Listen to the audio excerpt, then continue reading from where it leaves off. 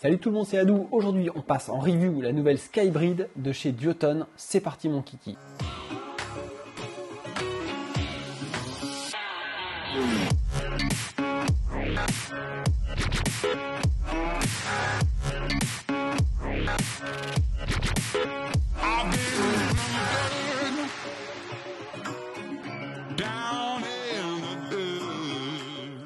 Tu retrouveras toutes les infos sur cette nouvelle gamme sur le site de Duotone et dans les shops qui référencent la marque chez qui tu pourras acheter le matos. Alors le programme, la Skybreed, c'est quoi? La Skybreed s'inscrit dans le concept des tendances des mid-length, c'est-à-dire tu connais les planches de downwind qui sont des planches qui décollent très tôt, tu connais les planches de wing qui sont un peu plus compactes, qui ont des qualités aussi, et bien là on a un espèce d'hybride entre les deux. On a voulu conserver la capacité à glisser et décoller tôt d'une planche de downwind, mais en amenant le fun d'une planche de wing qui va être plus compacte, plus joueuse, pour pouvoir faire plein de choses, aller vite, sauter un petit peu, surfer, faire du free fly, etc. etc. Ces planches intéressent énormément et j'ai reçu beaucoup de questions sur les mid-length ces derniers mois et notamment sur la Skybreed. Les gens m'ont demandé à plusieurs reprises est-ce qu'on pouvait avoir ce type de planche en planche unique. On va essayer d'y répondre dans cette vidéo. Au niveau des volumes et tailles, on va avoir 5 modèles qui s'étagent de 5.4 jusqu'à 6.0. On va avoir la 5.4 qui fait 55 litres, la 5.6 70 litres, celle qu'on a en test, la 5.8 qui fait 85 litres, la 5.10 100 litres et la 6.0 115 litres. Au niveau des largeurs, la 5.4 la plus petite, donc la 55 litres est à 20 pouces. Et sur la 6.0 la plus grosse, la 115, on a une largeur qui va chercher du côté des 23,5 de large. Tu retrouveras cette planche en un seul coloris pour toute la gamme avec ce petit finish poncé qui est nouveau chez Duotone et qu'on n'a pas sur les Skystyle. Dans le package, tu retrouveras cette board avec 3 straps livrés et la visserie qui va avec pour naviguer strappé ou strapless. Sur ma balance, cette Skybreed 5.6 70 litres sort à 5,6 kg. Au niveau des tarifs, on va osciller entre 1999 € pour la plus petite, la 5.4 donc, et 2199 € pour la 6.0. Côté conception, sur cette board, on annonce un full sandwich carbone, avec une construction carbone. On va aussi retrouver des rails en carbone en dessous. Mais d'abord sur le pont, on a un pont légèrement concave, c'est pas excessif, un gros pad, monopad en EVA avec plusieurs couleurs pour avoir des repères visuels et un nose assez rond finalement avec ce petit bulbe, une petite surépaisseur devant le pied avant avec un léger survolume donc sur l'avant de la planche. Sur le pont, tu vas aussi retrouver la possibilité de te strapper, il y a donc des inserts de strap avec 3 positions avant-arrière. Tu vas aussi pouvoir centrer ton strap pour avoir un seul strap à l'avant si tu ne veux pas opter pour une configuration en Y. Lorsqu'on retourne à bord, la première chose qu'on voit, c'est les rails carbone. On a des rails carbone, donc plus des rails en PVC comme on avait avant, en plastique noir là. Pour ceux qui ont des foils qui avancent à fond et des fois ça suffit pas, là on aura de la latitude. Les rails carbone, sur le papier, c'est censé amener de la rigidité, et tout le monde ne le constatera pas forcément sur l'eau. Ça amène aussi un gain de poids, il est subtil mais bon, c'est toujours bon à prendre. Forme de la carène assez simple, un gros plat sur la zone arrière pour glisser. On va retrouver un peu de rocker au nose, et là on n'est pas sur une planche de downwind qui doit être ultra tendue, on a quand même un peu de rocker pour pardonner les touchettes. Les rails sont aussi biseautés pour pardonner sur les touchettes, mais aussi favoriser le décollage. Au niveau du tail, tu vas retrouver ces cut-out, ces petites découpes qui rappellent vraiment les planches de windsurf de slalom, slalom race. L'idée c'est que à l'arrêt en mode archimédien tu as un maximum de stabilité comme si tu avais une carène pleine. Par contre dès que tu commences à glisser, tu as moins traîné, tu traînes moins d'eau, tu as une surface de contact avec l'eau qui est moins importante et du coup ça favorise l'entrée en glisse et donc le décollage de la board dans le light wind. Un shape de carène donc assez simple avec ce petit concave simple au milieu, pas trop prononcé, et un arrière quand même un peu plus travaillé avec le retour des cut-outs qu'on avait virés sur des boards qu'on retrouve maintenant.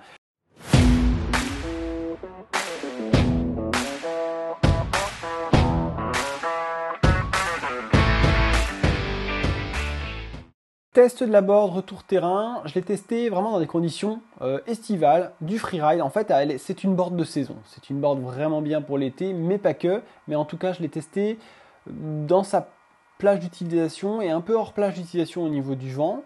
Dans le très light wind, ça va être intéressant parce que sur la plage basse, le take-off, alors évidemment, l'équation tient compte de la wing que tu vas utiliser, le poids, la tonicité du rider, le foil utilisé, mais globalement, à même setup, si tu remplaces une Skystyle ou une Skyfree par cette Skybrid, tu vas partir plus tôt. C'est l'idée.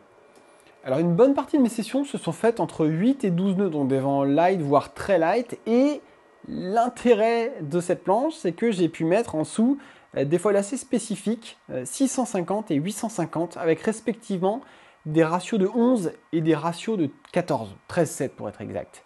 La 850 en ratio de 13,7 faisait 1,8 m de large, c'est énorme, avec très peu de cordes, et la 650 faisait 85 d'envergure. Donc ratio de 11, petite surface, bonne plage basse, mais l'intérêt, et ce qu'il faut retenir, c'est que pour un pratiquant avancé, tu vas pouvoir, plutôt que de vouloir grappiller en plage basse, descendre en taille de foil, même dans le light wind. Ça, c'est un premier point qui est très intéressant dans mon usage de rider avancé. Alors avec cette board là, moi j'ai utilisé exclusivement la 4 mètres carrés dans ces vents faiblards de 8, 10, 12 nœuds. Unit D-Lab qui est super réactive, super nerveuse, super légère dans les bras. Donc c'est vrai que c'est probablement une de mes meilleures ailes quand je veux décoller dans le light. Je veux vraiment m'énerver au pumping parce qu'il y a zéro déformation. L'aile fait corps avec moi, la board et le foil, et c'est vrai que ça m'aide à décoller encore plus tôt. Après, la board fait 5,6 par 21,25 de large. Elle fait 70 litres, je fais 60-62 kg. Donc j'ai un litrage supérieur à mon poids. Je pense que finalement, c'est la bonne board pour moi, pour une board complémentaire pour naviguer l'été. Il y a une 55 litres. Au départ, c'est plutôt celle-là que j'aurais voulu tester. Mais en fin de compte, si tu es sur un setup de board, cette 5,6 va être adapté pour un rider comme moi. En planche unique, parce que c'est la question qui revient tout le temps, j'aurais plus opté pour la 55 litres. Mais j'ai pas envie d'avoir une planche unique. Moi, j'ai envie et je peux me permettre d'avoir deux planches.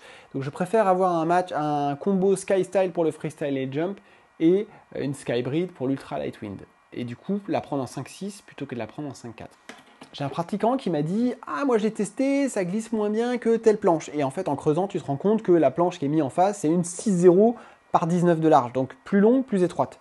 Plus ta planche va être étroite et longue, plus elle va glisser. Par contre, moins elle va être stable ou facile pour un rider du moins à peine débrouillé.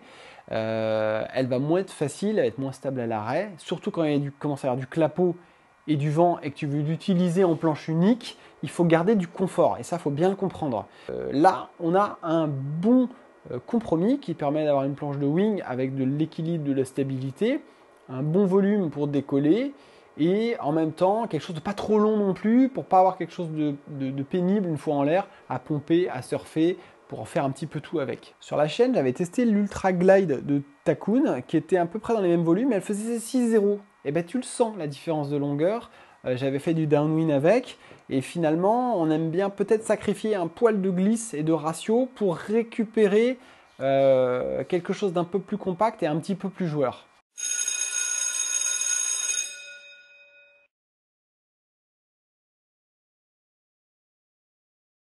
Bon là c'est l'été.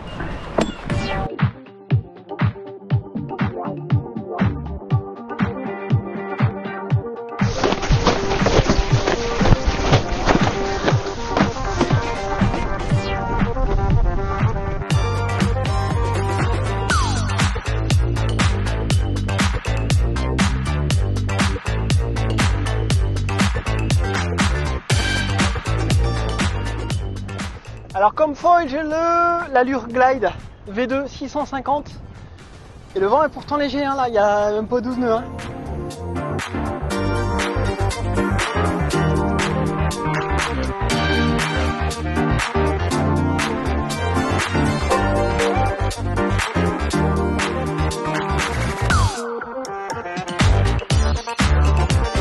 Merde, putain, en train de paumer ma cam.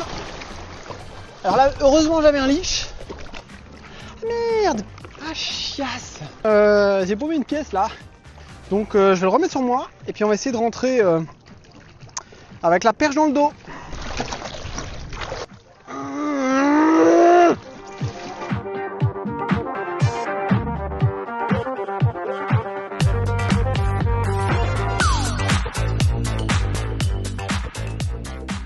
Donc j'ai kiffé cette planche dès le premier ressenti, j'étais comme à la maison en mode canapé. Foil assez avancé dans le box, mais j'avais encore de la marge, donc ça c'est positif parce que je connais des bords sur lesquels je suis en butée de box. En strapless en tout cas, j'aime bien m'avancer énormément sur la planche pour être tout près du nose et avoir peu de longueur devant le pied avant. Tout ce qui est derrière, on s'en fout, ça sert juste à faire décoller la planche. Une fois en l'air, tu veux avoir un feeling de planche courte, ça passe par un foil avancé et une position des pieds assez avancée sur la planche. A l'inverse, quand j'ai navigué en strappé, on était sur quelque chose de beaucoup plus stance, beaucoup plus écarté, vent beaucoup plus fort, j'étais avec la 650, petite aile. Et là, là, si tu veux te mettre des tirs, tu peux vraiment y aller, tu peux charger. La planche a une prise au vent assez faible, comme les planches de downwind, donc c'est assez sympa parce qu'en fait, tu n'es pas limité en vitesse, tu vas pas aller moins vite parce que tu as une grande planche, quoi. Je préfère quand même, au global, quand le vent monte vraiment, prend vraiment des tours, je vais préférer tirer des grands bords au taquet, au harnais avec la Skystyle 42 litres qu'avec la Skybreed. Mais la Skybreed te permet déjà de te mettre des gros tirs, même si elle est plus longue. L'ergonomie du pont, elle est cool. J'ai trouvé que voilà, on a le petit concave, donc tu peux aller excentrer ton pied, te caler un peu sur le rail. On a une largeur qui est contenue, mais qui est quand même relativement généreuse. C'est pas un cure-dent, donc ça c'est agréable aussi. C'est agréable pour placer ses pieds dans les manœuvres, pour amorcer un virage. C'est agréable pour surfer aussi. Donc à ce niveau-là, on garde quelque chose d'assez accessible. Le pad, top. En strapless, tu as de l'adhérence partout. Tu peux vraiment courir un peu sur la planche, te mettre sur l'avant, sur l'arrière en fonction de ton réglage de foil. Tu vas vraiment pouvoir toujours trouver le petit spot où tu es bien placé pour pomper, pour carver ou pour aller vite. J'ai un item saut dans mes reviews. J'ai pas sauté avec cette planche, pourtant je l'ai ridé un peu strapless, mais j'avais pas strappé, mais j'avais pas forcément un foil avec lequel j'avais envie de sauter. Et tu peux tout à fait sauter avec. Est-ce qu'on peut sauter avec? Oui, tu peux. Après, évidemment, entre sauter avec une Skystyle qui fait 4,5, moins de 5,0 et sauter avec une planche plus élancée qui fait 5,6 6, ou jusqu'à 6,0, pour moi l'expérience sera plus agréable évidemment en Skystyle et son programme c'est le freestyle, donc orientez-vous plutôt vers la Skystyle si votre kiff c'est le jump. Dans les surf, carving, alors on a plutôt fait du freefly, hein. Là il n'y a pas trop de vagues en ce moment, mais peu importe, j'ai testé plus dans sa configuration freeride. Moi j'aime bien, encore une fois, si tu ravances ton foil dans le box, tu vas avoir une position très avancée, comme un peu en dog start, on va avoir un pumping avec peu de nose devant le pied avant, c'est assez agréable à pomper, à condition de mettre le bon foil, d'avoir un foil agréable à pomper. Et après, moi je comparerais l'utilisation de cette planche dans les vagues et en downwind à en surf quand tu compares finalement du shortboard avec du longboard. Là, tu as la Skystyle d'un côté ou la Skyfree, hein, et de l'autre côté, tu as cette board-là. Tu vas avoir une pratique un peu plus longboard, mais par contre, le foil, s'il tourne sur place, il va continuer à tourner sur place, quelle que soit la board que tu mets dessus. Mais on a un feeling qui est sympa, et au moins, si on replaque, parce que le vent est léger, le vent est rafaleux, pour ceux qui sont sur plan d'eau intérieur, c'est intéressant, on peut redécoller assez facilement parce qu'on a la glisse pour le faire et on a la flottabilité aussi pour tenir debout sur ces 70 litres. Avec mes 60 kg, je pouvais vraiment, en laissant baigner un petit peu la wing dans l'eau, je pouvais vraiment tenir debout à l'arrêt complet dans la grosse pétole. Alors pour qui, pourquoi? On arrive un peu à la conclusion. Il y a deux cas de figure pour moi. Il y a celui qui a déjà une Skystyle un peu à tout faire et qui se dit j'aimerais bien une planche vraiment pour l'été, pour le Lightwind ou les petites condis, même l'hiver. Il y a 10 nœuds, j'ai pas envie de rester tanké dans le froid sur mon banc de sable à la boule. Je veux pouvoir redécoller avec ma 4 mètres carrés qui est mon aile fétiche si je fais 65 kg comme moi. Plus grand si tu es plus lourd, bien sûr. Tu vas avoir la sauveuse de session. Cette planche, c'est la sauveuse de session. C'est celle qui va redécoller dans rien, qui va voler quand personne vole. Si tu as le bon foil, encore une fois, la bonne technique et que tu as pris le bon volume. Pour moi, au niveau du volume, alors tu peux l'adresser à tous les gabarits. Là, on est sur une construction vraiment blindée. La planche est rigide, donc ça, c'est vraiment bien. Elle est vraiment super raide. Si tu fais 100 kg, tu vas juste prendre le bon volume, tu vas prendre la 115. Adou, il fait 60 kg, la 70 litres est bien dans une optique Lightwind. Si j'avais une planche unique, je prendrais la planche qui est au plus proche de mon volume, de mon poids, en fait.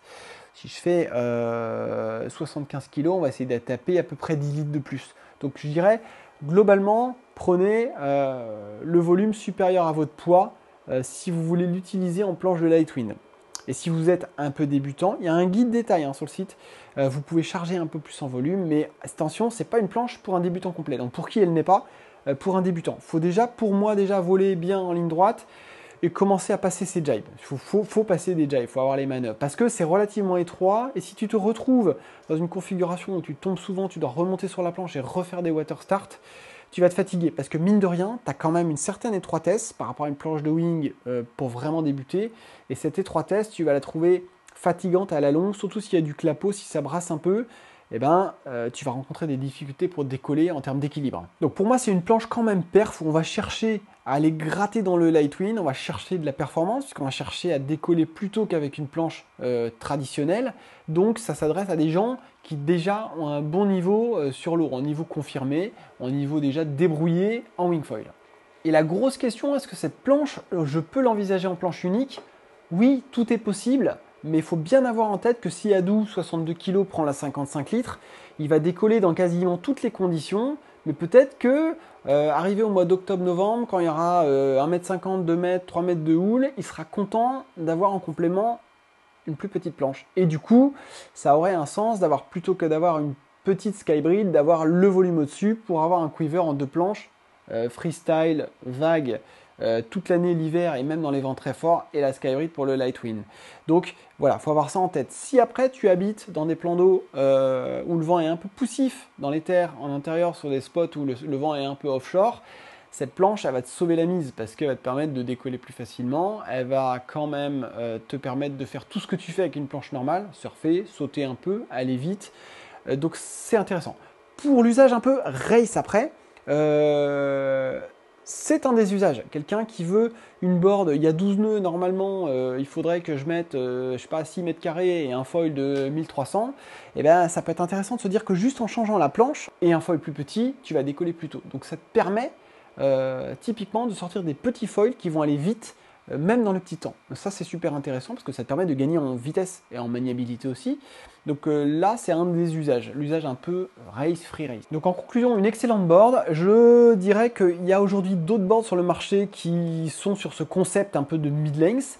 Après, chaque fabricant va pousser les curseurs un peu différemment sur les ratios longueur-largeur. Donc il y a des boards qui vont glisser un peu mieux, mais qui vont être un peu plus élancés, peut-être un peu moins fun, un peu moins polyvalente, un peu moins planche unique. Quoi qu'il arrive, le concept appliqué à de la planche unique, pour moi, t'amène forcément vers un compromis. Donc il faut avoir ça en tête. Il faut voir pour vous quel est le critère le plus important. Est-ce que c'est décoller tôt dans le Lightwind tout en gardant de la polyvalence, ou est-ce que c'est avoir une board qui peut sauter, surfer et avec laquelle vous allez avoir vraiment très peu de poids et d'encombrement sous les jambes. C'était tout pour cette review. N'hésitez pas à aller sur les groupes WhatsApp sur lesquels on a évidemment un groupe Duotone pour discuter de ce matos-là et des feedbacks. Il y a d'autres gabarits que moi, d'autres pratiquants, d'autres niveaux qui peuvent donner leur ressenti aussi sur ce matos. Et vous retrouvez aussi toutes les infos sur le site internet de Duotone. D'ici là, je vous dis à plus. Profitez bien du Lightwind, de toutes les conditions grâce à ce type de board. C'était à lui, bye bye.